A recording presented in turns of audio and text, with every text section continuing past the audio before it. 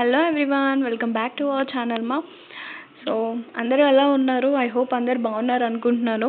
So నేను videos అనేవి upload చేయడం లేదు బికాస్ ఆఫ్ నా ప్రిపరేషన్ వల్ల నేను అప్లోడ్ చేయలేకపోతున్నాను మా. So I'm very sorry about that.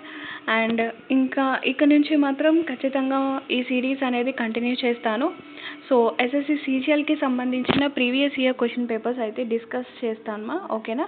So general awareness and aptitude, reasoning, అలాగే ఇంగ్లీష్కి సంబంధించిన క్వశ్చన్స్ అన్నీ కూడా నేను డిస్కస్ చేస్తాను. ఎవరైతే ప్రిపరేషన్లో ఉన్నారో వాళ్ళు కంటిన్యూ చేయండి, ఎక్కడ ల్యాగ్ అనేది చేయొద్దు. సో ఎందుకంటే మనకి ఎస్ఎస్సి నుంచి ఎంటీఎస్ నోటిఫికేషన్ వస్తుంది అండ్ ఎగ్జామ్స్ కూడా జరగబోతాయి. అండ్ ఆర్ఆర్బీకి సంబంధించిన గ్రూప్ డి ఈ ఎగ్జామ్స్ కూడా జరుగుతున్నాయి కాబట్టి సో మనకి ఎగ్జామ్స్లో హెల్ప్ఫుల్ అయ్యే క్వశ్చన్స్ కొన్ని ఉంటాయి, ఓకేనా. కొన్ని టాపిక్స్ ఉంటాయి. సో ఈ ప్రీవియస్ ఇయర్ క్వశ్చన్స్లో మ్యాక్సిమం అవన్నీ కవర్ చేసుకోవడానికి ట్రై చేద్దాం, ఓకేనా. సో ఈ సిరీస్ ఏంటంటే ఇప్పుడు నేను స్టార్ట్ చేసేది ఏంటి అంటే సీజీఎల్కి సంబంధించి సో ప్రీవియస్ ఇయర్స్ 2024లో అడిగిన క్వశ్చన్ పేపర్ అనేది డిస్కస్ చేస్తాను మా, వేరియస్ షిఫ్ట్స్, ఓకేనా. సో ఈ వీడియోలో నేను సెప్టెంబర్ 26న మార్నింగ్ షిఫ్ట్ జరిగింది కదా, so morning shift question paper GS topics చెప్తాను, ఓకేనా. సో ఇంకెందుకు లేట్ వీడియో బిగిన్ చేసేద్దాము. సో మన ఫస్ట్ క్వశ్చన్ చూడండి మా. సో ఫస్ట్ క్వశ్చన్ ఏంటి?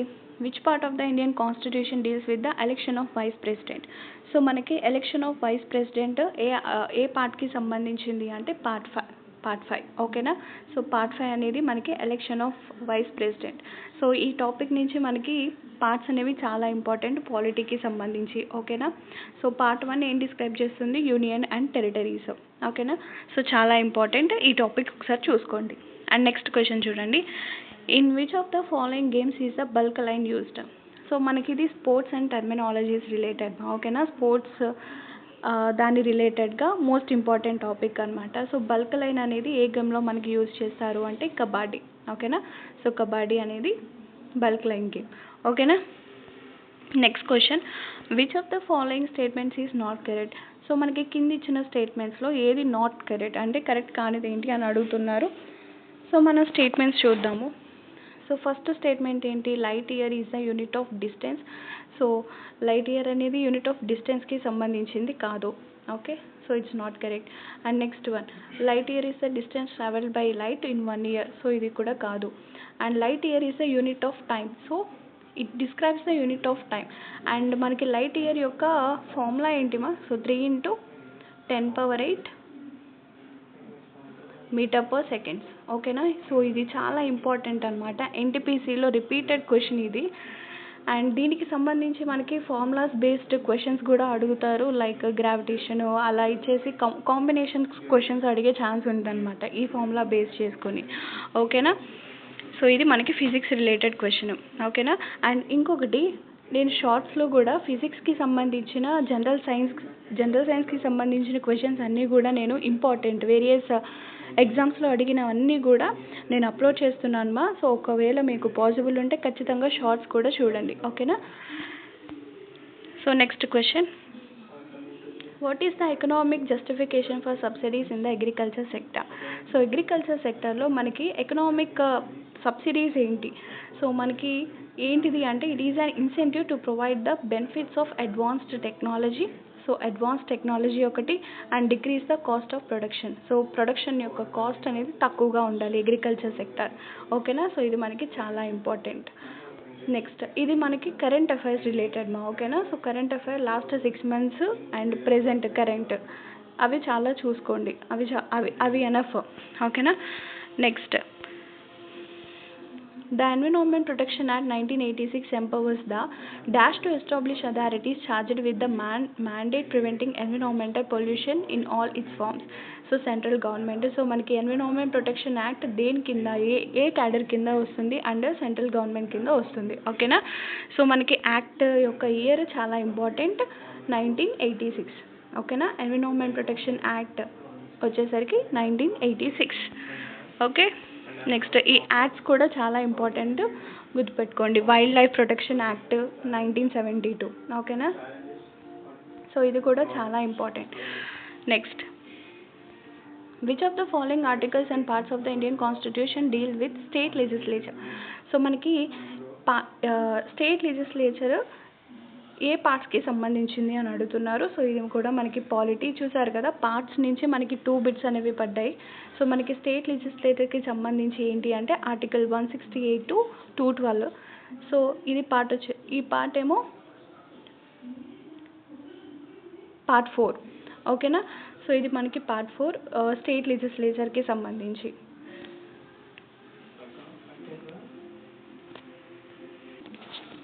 సో మనకి స్టేట్ లెజిస్లేచర్కి సంబంధించిన ఆర్టికల్స్ ఏంటి అంటే పార్ట్ 6 మా. ఓకేనా. సో ఇది పార్ట్ 6 అనమాట, article 168 to 212. Okay. Next question, the upper portion of the earth is known as. So earth యొక్క మనకి వేరియస్ లేయర్స్ ఉంటాయి కదా. సో ఇందులో మనకి upper portion of earth, upper లేయర్ని ఏమంటాము అంటే లిథోస్పియర్ అంటాము. ఓకేనా. Next, match the social reform organisation the respective founders. So మనకి ఇది సోషల్ రిఫార్మ్ ఆర్గనైజేషన్స్ అనమాట. సో ఇది మ్యాచ్ ద ఫాలోయింగ్ అడుగుతున్నారు. సో మనం చూద్దాం ఒక్కొక్కటి. సో ఫౌండ్ చేసిన persons and organisations and founders. ఓకేనా. సో ఫస్ట్ మనకి బ్రాహ్మ సమాజ్ ఎవరు ఫౌండ్ చేశారు అంటే Rajaram Mohan Roy. Okay. Next, Ramakrishna mission Swami Vivekananda. Okay. Next, Prarthana Samaj వచ్చేసరికి ఆత్మారాం పాండురంగ అండ్ ఆర్య సమాజ్ వచ్చేసరికి దయానంద్ సరస్వతి. ఇవి చాలా ఇంపార్టెంట్. ఉన్న ఫౌండర్స్ ఆర్గనైజేషన్లో ఈ 4 చాలా ఇంపార్టెంట్. ఓకేనా. సో ఇవి చాలా ఇంపార్టెంట్ అండ్ వీటి ప్లేసెస్ కూడా ఎక్కడ ఫౌండ్ చేశారో కూడా చూసుకోండి. ఓకేనా. అవి చాలా important. And next question, in West Bengal how many rice crops are grown in a year. So మనకి వెస్ట్ బెంగాల్లో ఇయర్కి ఎన్నిసార్లు రైస్ క్రాప్స్ని గ్రోన్ చేస్తారు అంటే 3 times. ఓకేనా. Next, which of the following sectors in India faces seasonal unemployment. So మనకి ఏ సెక్టార్లో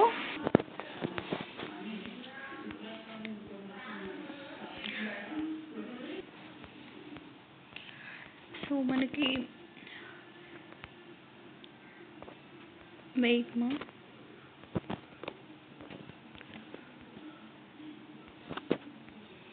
so మనకి సీజనల్ అన్ఎంప్లాయ్మెంట్ అనేది మనం ఎక్కువగా ఏ సెక్టార్స్లో చూస్తాము అంటే అగ్రికల్చర్లో. ఓకేనా. సో మనకి అన్ఎంప్లాయ్మెంట్లో మనకి వేరియస్ టైప్స్ ఉన్నాయి. సీజనల్ అన్ఎంప్లాయ్మెంట్ ఉంది, ఫ్రిక్షనల్ అన్ఎంప్లాయ్మెంట్ ఉంది, సైక్లికల్ అన్ఎంప్లాయ్మెంట్ ఉంది. సో ఇలా డిఫరెంట్ టైప్స్ ఉన్నాయన్నమాట. ఒకసారి అవి కూడా మీరు చెక్ చేసుకోండి. ఓకేనా. ఆ టాపిక్ అన్ఎంప్లాయ్మెంట్ టాపిక్ కూడా చాలా ఇంపార్టెంట్. ఇది economy. Okay. Next, the revolution of 1857 started in May from which of the following cantonments in India. So మనకి మీరట్ నుంచి స్టార్ట్ అయింది. ఓకేనా. Next, which of the following is a characteristic of both mammals and birds. So మనకి mammals and బర్డ్స్లో మనకి warm blooded animals అనమాట ఈ both. Okay. Next, to promote agriculture Mohammad Tughlaq founded which of the following new ministries. So మనకి అగ్రికల్చర్ని promote చేయడానికి మొహమ్మద్ తుగ్లక్ మనకి కొత్త మినిస్టరీస్ అనేది క్రియేట్ చేశారనమాట, ప్రమోట్ చేశారు. అది ఏంటి అంటే దివాన్ అమీర్ కోహి. ఓకేనా. సో ఇది మనకి హిస్టరీ రిలేటెడ్. సో చాలా ఇంపార్టెంట్. అండ్ లైక్ అగ్రికల్చర్కి సంబంధించి ministries and founders and slogans చెప్పేవాళ్ళు. సో ఇది చాలా important. Okay. Next, in the context of cell division which chromosome behaviour takes place at leptotene stage. Leptotene స్టేజ్లో మనకి ఏ క్రోమోజోమ్ బిహేవియర్ సెల్ డివిజన్ అనేది జరుగుతుంది అంటే chromosome begins to condense. So అక్కడ మనకి ఈ సెల్ డివిజన్ ప్రాసెస్లో మనకి సెల్స్ అనేవి మైటోసిస్ మియోసిస్ ప్రాసెస్ అనేది జరుగుతుంది కదా. ఇక్కడ మనకి లెపిటోటిన్ స్టేజ్ అనేది ఎలా జరుగుతుంది అంటే chromosomes began to condense. So ఆ ప్రాసెస్లో ఆ స్టేజ్లో మనకి క్రోమోజోమ్స్ అనేవి కండెన్స్ అవుతాయి. ఓకేనా. Next, Arvind Parikh Padma Bhushan awardee plays which of the following musical instrument. So మనకి అరవింద్ పారిక్ అనేది పద్మభూషణ్ అవార్డీ అనమాట ఈయన. అండ్ ఈయన ఏ మ్యూజికల్ ఇన్స్ట్రుమెంట్ ప్లే చేస్తారు అంటే సితార్. సో ఇది కూడా మనకి చాలా important topic, musical instruments and వాటి యొక్క ప్లేయర్స్. ఓకేనా, ఎవరు ప్లే చేస్తారు అన్నది, అది చాలా ఇంపార్టెంట్ టాపిక్. సో దాన్ని నేను లూసెంట్ జీకే నుంచి తీసుకొని చెప్తాను. మా ఇంపార్టెంట్ క్వశ్చన్స్ ఏవైతే ఉంటాయో అవి మాత్రం చెప్తాను. Okay, next, which playback singer was honoured with the nightingale of Asia award in 1987? So మనకి నైటింగేల్ ఏషియా అవార్డు సో 1987లో వచ్చింది ఎవరికి అంటే ఆశా భోస్లే. ఇది రిపీటెడ్ క్వశ్చన్ అనమాట, చాలా important. Okay, so remaining questions నేను నెక్స్ట్ వీడియో కంటిన్యూ చేస్తాను. సో ఈ వీడియోలో 16 క్వశ్చన్స్ వరకు చెప్పాను. ఆ నెక్స్ట్ వీడియోలో జిఎస్కి సంబంధించినవి నేను కంటిన్యూ చేయడానికి ట్రై చేస్తాను. ఓకేనా, so thank you for watching, take care, bye.